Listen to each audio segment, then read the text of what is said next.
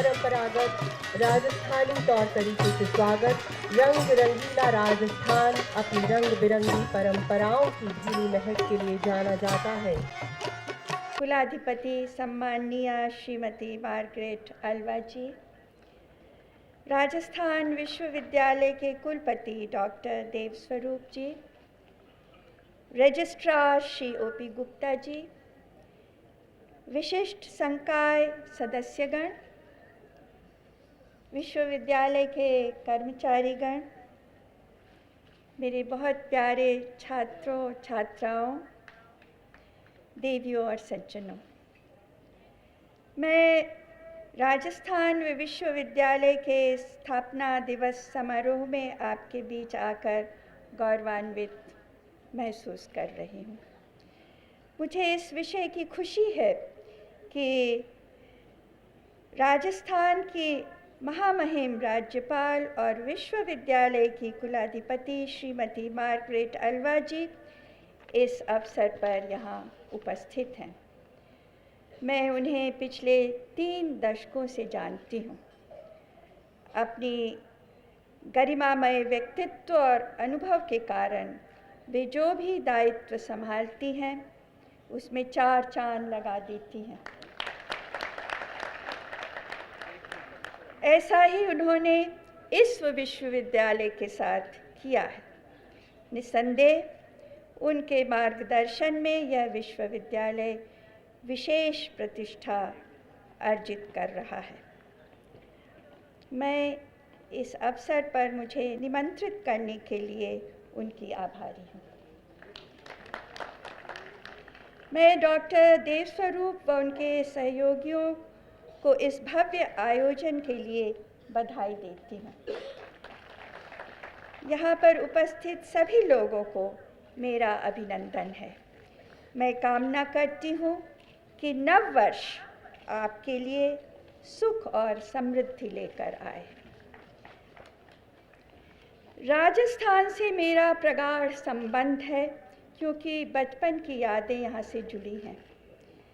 छोटी उम्र में ही मेरे माता पिता ने मुझे वनस्थली और फिर एमजीटी भेजा था, छात्रावास में रहकर पढ़ने के लिए।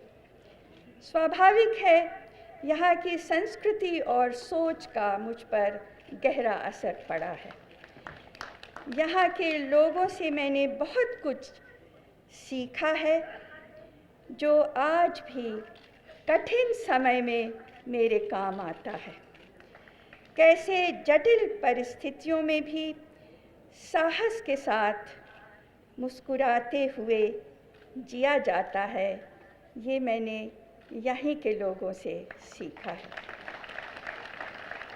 अपनी वीरता और युद्ध कौशल से अचंभित कर देने वाले रणबांकुरों की इस वीर प्रसू धरा ने मुझे सदैव रोमांचित किया है। अरावली पर्वत श्रृंखला और विस्तृत मरुभूमि में क्षण क्षण रूप बदलते रेत के टीलों का अद्भुत आकर्षण किसे खींचकर यहाँ नहीं ले आता। यहाँ की उत्कृष्ट स्थापत्य कला, किले, दुर्ग, महल, हवेलियाँ, मंदिर, मस्जिद की प्रसिद्धि दूर दूर तक फैली हुई है। नृत्य, संगीत, विशेषकर मीरा के भजन भाव विभोर कर देते हैं।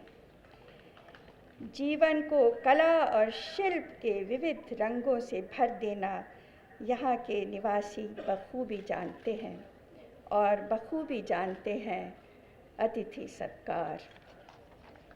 राजस्थान विश्वविद्यालय प्रांत के लब्ध प्रतिष्ठित उच्च शिक्षण संस्थानों में से एक है। इसकी स्थापना गुणवत्ता और सामाजिक प्रासंगिकता से परिपूर्ण शिक्षा प्रदान करने के उद्देश्य से हुई थी।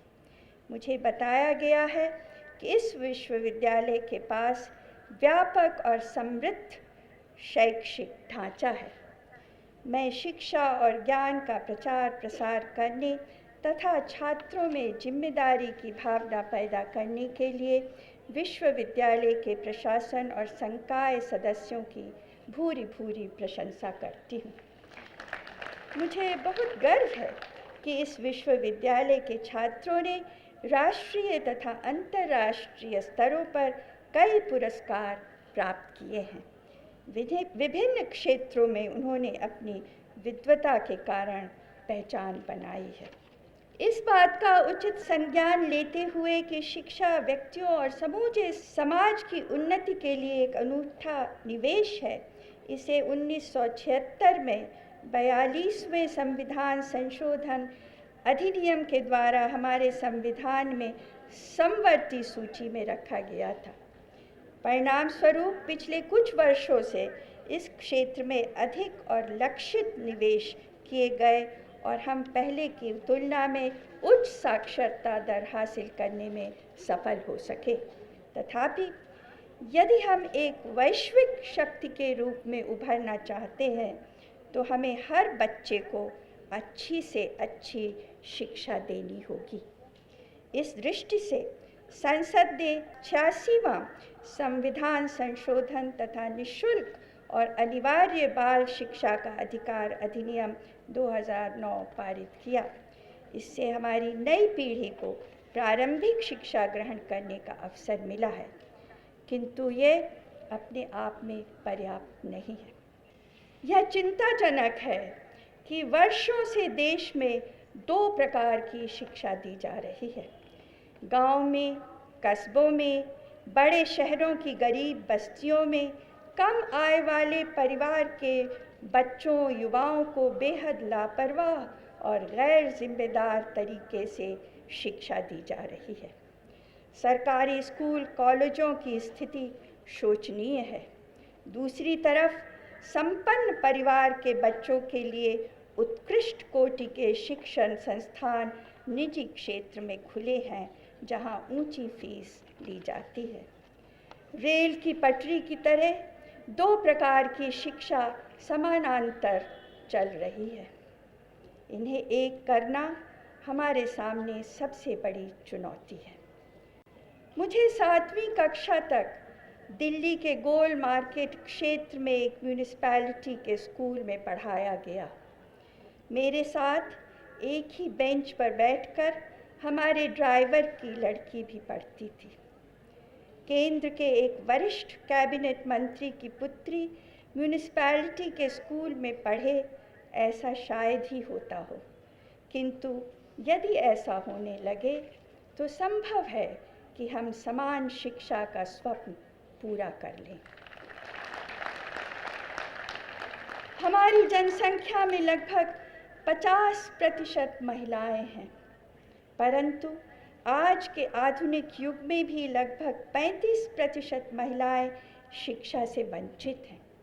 नवीनतम साक्षरता आंकड़े ये बताते हैं कि हमारे समाज में पुरुष और महिलाओं की साक्षरता दर में लगभग 17% का अंतर है।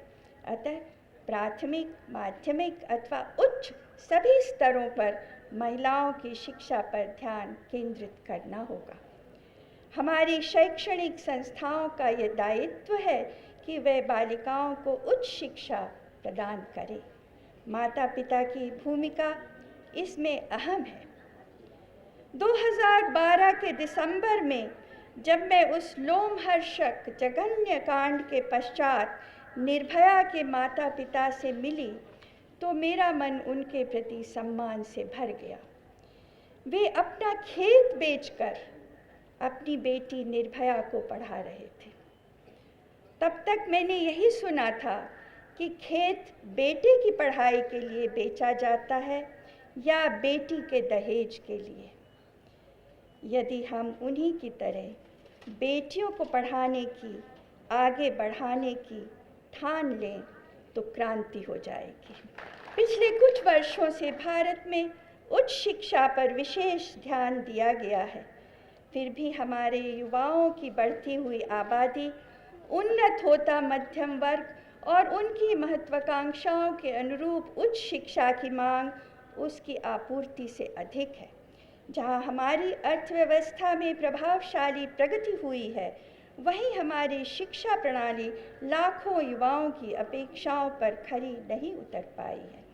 हाल में उच्च शिक्षा की अनेक नई संस्थाएं स्थापित की गई हैं, परंतु जब शिक्षा की गुणवत्ता कायम करने की बात आती है तो हम अभी पिछड़ रहे हैं। इसलिए प्रतिस्पर्धा के वैश्विक मानकों को पूरा करने के लिए हमारी शिक्षा प्रणाली में सुधार अनिवार्य है।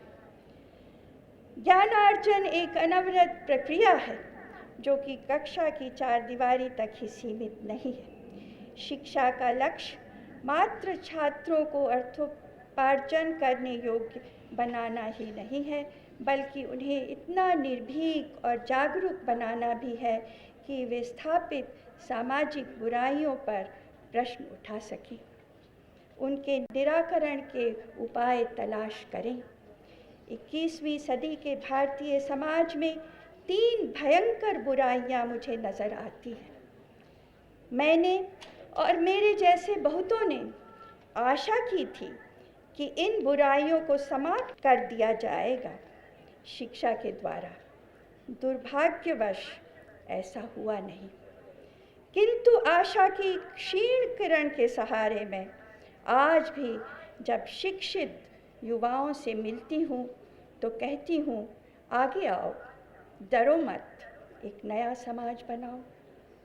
राजस्थान विश्वविद्यालय का विद्यार्थी होना गौरव और सौभाग्य का विषय है।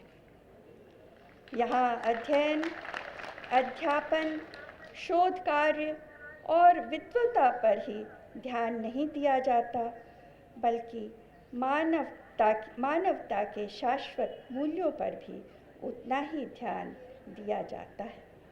इसी कारण जब मैं आज यहाँ आप सबको संबोधित करने के लिए खड़ी हूँ तो चाहती हूँ कि राजस्थान विश्वविद्यालय के विद्यार्थी क्रांति करने का बीड़ा उठाएं, शांतिपूर्ण। और मैं जहाँ भी शिक्षण संस्थाओं में जाती हूँ, मन में जो एक क्षीण आशा बची है, उसके कारण उनसे कहती हूँ कि मेरे साथ 3 प्रण ले लो। आज भी मैं यहाँ के जो विद्यार्थी और नौजवान हैं उनसे ये आग्रह करूँगी कि मेरे साथ 3 प्रण ले लो। तो पहला प्रण है, जाति व्यवस्था तोड़ डालेंगे। यह मानव अधिकार का हनन है। हाथ उठाइए जो तोड़ेंगे। इतने लोग तोड़ डालेंगे तो टूट जाएगी। दहेज न लेंगे न देंगे, इससे स्त्री का अपमान होता है। हाथ उठाइए। दहेज नहीं लेंगे तो ये प्रथा भी टूट जाएगी। और तीसरा है, माता पिता और बुजुर्गों की सेवा करेंगे। उन्हीं के आशीर्वाद से यहाँ तक पहुँचे हैं और आगे बढ़ेंगे। मैं सभी विद्यार्थियों को शुभकामनाएं देती हूँ कि वह जीवन में नित नए शिखरों को छुएं और अपने समर्पण भाव से देश को बहुत ऊंचाई पर ले जाएं। मैं राजस्थान विश्वविद्यालय के कुलपति के प्रति एक बार पुनः अपना आभार व्यक्त करती हूँ कि उन्होंने मुझे इस ऐतिहासिक अवसर पर आप सभी के बीच आने और अपने विचार व्यक्त करने का सुअवसर प्रदान किया है। धन्यवाद।